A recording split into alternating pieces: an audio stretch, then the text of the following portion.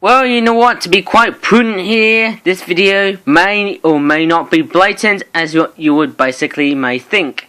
And yes, there are no trains in this video here, right down there, and also, this is basically one of the other times that I'm actually filming it via my bed. As you can see, I've got this very beautiful duvet with some beautiful xylophone patterns over here. And yes, we're going to take a look at these grey and white buggers with black wingtips and yellow beaks. It's these ones there, with the pink legs as well. It's the European Herring Gull Flock 5-pack. I don't know why we're seeing herring gulls, but yeah, this is basically about it. But nevertheless, let's just take a look at what we've got. It's a £9.99 toy, or £10. I mean, look at the price there. It looks actually almost dirt cheap. We may cheapen this price once again because I think we're becoming very successful. It's a bit like Monday the 11th of March, but I didn't do a toy review. of that.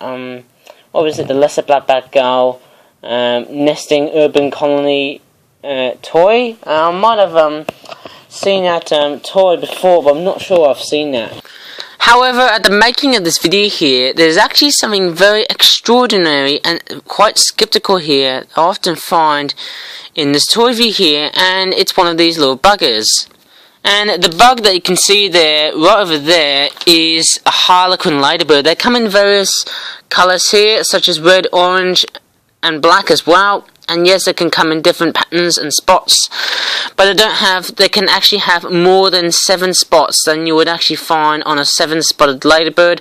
I think Harlequin ladybirds can be bigger or smaller than 7-spotted ladybirds, and they are very invasive. And yes, apart from daddy long-legged spiders, this is one of the other critters I can also encounter in my house, and basically it's amazing indeed.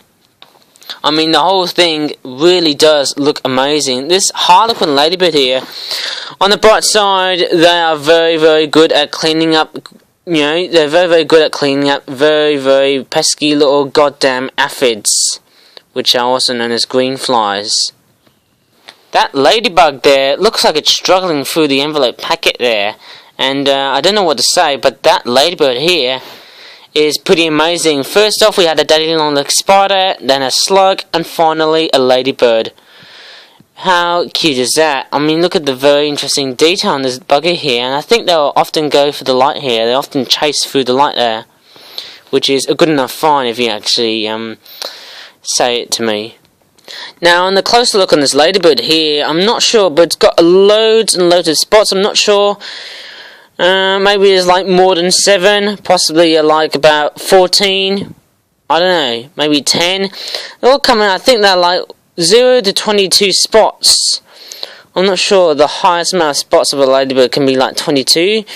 The black ones bite occasionally, I suppose. These, they're not that dangerous than any other biting bug, such as bed bugs.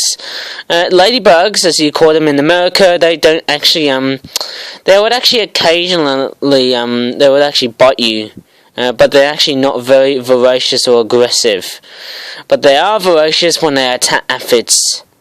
I think I had a 7-spotted ladybird here, but I don't know where it is. Maybe it's flown up throughout this window here, but nevertheless, without any time being wasted, we'll just let this ladybird just stroll away. In fact, I actually have loads and loads of Harlequin ladybirds coming out basically towards this area here. I often take them home from school into here, and the reason why I was doing this is because I just want to make new babies and make them breed and make them live forever. But that's actually not the case. Anyways, let's just get away from that ladybird, because there'll be some people thinking, oh, you're delaying the whole video. Well, yes, I am delaying the whole video because of the goddamn ladybird. Anyways, we'll take a look at what this product is. Okay, so this is basically what the this is basically what it is. It's some sort of very interesting, mundane, flip-flap origami flapping birds toy with a British Wildlife Collection label on the top there. Some instructions, which is the anatomy, and we've got some generic goddamn seagulls there. I mean, look at the way they've been designed. I mean, look at the eye. It looks quite cheesy in the way it's been designed, and also the tongue, plus the beak here as well. And yes, at the time of making this video, it's April Fool's Day. So yes, it was already April Fool's Day. And yes, this is basically the first toy review to be reviewed in April. I'm actually glad I've got my short sleeves on, as you can see. Noticing I've got different, clothes this time. You see, I've got a t-shirt on, of course. I don't know why I'm speaking incessantly. But anyways, let's go ahead and unpack this, because I'm actually quite curious, as you are. But I've actually seen these birds before in origami and in real life. I must have been to that park in Solihull. What's it called again? Tudor Grange Park, which was next to the swimming pool or something. I would say it's like next to the college. Perhaps, I couldn't remember. I don't think it was Solihull College. It was like a sports centre. But anyways, here is the herring gull here. It's got a pretty nice wing beat. Actually, I might have a big close-up of that one, eh? Okay, I've made a very, very nice jump cut. And yes, we've got 5 of these aggressive, angry-looking herring gulls. They've got pink legs, as we all know and love. They look pretty nice, don't they? I'm not sure how good or bad that these birds are. Yeah, okay, they sort of look great indeed, eh? This one also flaps well, too. And that would also mean I could also click. Pretty cute, isn't it? And they all have the name European Herring Gull. Okay, I don't mind these. £10 for these. They don't look too bad. Maybe the price will come down, hopefully from tomorrow, if that's possible. I'm not sure, I suppose. Because it looks like Flip Flap is actually having a very great time, eh? At April. It's quite amazing. The end of March was actually very successful. I actually didn't realise that. I initially thought March was awful, but nevertheless, to be honest, March is actually doing very well. For this year, it actually performed much better of March 2 years ago. But anyways, this is 2019, and yes, I've actually started this channel on December of 2018, which I thought it was a bummer, but nevertheless, I'm actually glad I'm making toy reviews, and I actually filmed my first video on an iPad. That's a big trivia, but this video is not going to end until we find some more products that I can actually show you. And yes, once again, guess what? I'm actually getting distracted by this ladybird, which is very common indeed. In fact, this ladybird, I'm not sure if it's alive or dead, and I might probably have a bit of a close-up on this ladybird here. Looks okay, but I think there's one product here I might show you in this video here, so I might probably head downstairs. It's going to be a very secret but also very scary passage. Just want to take a look at what's basically inside my school bag, and I don't think it's this one here. It's that one there. It looks like some sort of weird beanie. Let me have a close up of this one here. Actually, I might head upstairs, and before I should head upstairs, I need to turn off the light so I don't waste any electricity. Yeah. And I'll actually head upstairs again, basically for the second time. I don't know why I have to do this fast, but I just want to get this video uploaded just before midnight. Okay, there's a little beanie here, and it looks pretty cute, that little beanie. It says +3, I don't know why. It's got a picture of some sort of weird lady there with long hair, of course. It looks like it's a very long sort of French plait hair. Or Dutch plait hair, I'm not sure. I'm pretty sure this is French plait hair. It's got a tennis ball there or something like that. I don't know. I'm feeling quite skeptical here. I mean, look at the patterns on there, and it's also, if you look at it over here, looks like we're in Spain. So, and there's the brand Kelloggs. So it must be coming out from some sort of weird cereal. It could be cornflakes or Crave.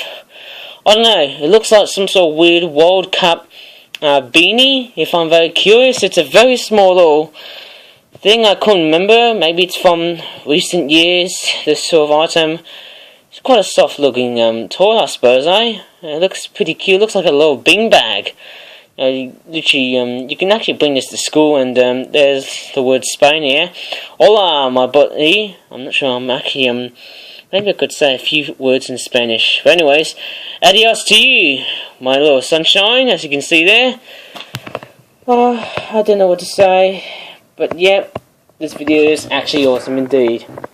Oh my goodness me, how many times do I actually have to cover with this ladybird here? But there's one product here that I've actually reviewed yesterday, but I actually haven't filmed it with this, I suppose, it's this product here, and I'll show you that one very, very clearly. Sorry for the rough and readiness, which makes this video pretty grotesque. But anyways, it's this product here. It's like a combination of black-headed gulls and herring gulls, dual 10 at 2 equals 12 pack. So 2 is herring gulls and 10 is black-headed gulls. £13.98. Generation 96, which is very important indeed. And it's basically like a reference to, I've been to the park basically from last 2 days on Saturday, I suppose. It was like 20 degrees Celsius on the southeastern part of England, and sadly the warmth of April, let's say late March and April, is coming to an end, maybe until next week perhaps. But it looks like we've got some sort of weird black-ringed herring gull. There's another herring gull here, and there's the anatomy on how to flap these birds. Let's go ahead and take a look. And most importantly, we're going to come in and do the unpacking. And also, speaking of most importantly, let's just see if the black-headed gulls also have the dark chocolate brown heads. In fact, they all have. And I've actually seen them, I initially thought they were all gone. But nope, some of them were staying in that country park in Solihull, which is pretty amazing indeed. And they look quite nice. They've got dark chocolate brown heads, but sadly their eye detailings looks like they've been wilting in some models, because I actually placed the felt tip first. Actually, I placed the crown first, then the felt tip next, which is very, very cumbersome to do that, which was very, very grotesque to do that, because if I did that, look at that, I've got stains in my hands and my fingers, of course. It's very hard to get this one out. Like, you know, it's very hard to get my my ink away from the fingers, of course. Here's one of the herring gulls. I'm not going to flap all of the bird's eye because I'm just wasting time. I'm actually trying to find the one with the ring bill on it. You know, the herring gull, which actually reminds me of the basically it's like the ring-billed gull that you find in the US or somewhere in North America. Oh, there it is there. That's the one with the ring bill here. Looks pretty nice, isn't it? And lovely clicking sound, as always, as per usual. Classic flapping bird sound. And looks like all the black-headed gulls are in their summer plumage and not their winter plumage, which is very nice to see. It's a very nice treat, I suppose. And you see few adults, most likely first winters and first summers. But I don't see that many adult summers in March, which is fairly unusual, because the black-headed gull is supposed to be a very common looking seagull that you find inland. But nevertheless, it's a very nice looking bird in the sense that, in fact, I've made 10 of these. I'm not sure if I could sell that for the Easter Fair, but it looks overall commanding. And that one there is actually coming close to camera. Oh my goodness me, it really is coming close to camera. Well, I guess this video is actually made to be looking like it's pitch perfect, right? No pun intended. Maybe there's some sort of weird film which is named after that, but I might be totally wrong. Anyways, I think this video has been basically long, and I'm actually glad I'm actually showing you another creepy crawly. Possibly for the fact I'm not sure if I'm a legitimate entomologist, as I've showed you that Harlequin ladybird, which was non-native. And I'm actually glad. I actually don't mind critters in my area. Like, I've actually got a moth in the house. You know, I actually had moths, but I also had slugs. I only had a single slug in my house before. And if you go back to one of my videos, and I do have spiders, let's say daddy long-legged spiders, but there's also different types of other spiders that I've also have in my house here. I'm not sure if I'm going to encounter actual animals, which are vertebrates, which have backbones in them, but anyways, that's probably about it, I suppose. I don't know how many, look at that, some of the seagulls, they just look like they've been folded in a very rough and ready sort of manner here, because I just want to pack these very, very fast, and I want to get this video just before midnight, I suppose, and that's probably about it. Oh well, it's best to possibly end the video with a cute little ladybird possibly at the end of this video here. And yes, this video has basically just ran over towards 15 minutes. And I'm actually happy to oblige that you can actually subscribe to my YouTube channel, give this video a like or a thumbs up as I call it. And as always, thanks for my time. thanks for watching this video, and bye for now, and hopefully you can get a good glimpse of this beautiful Harlequin ladybird right there.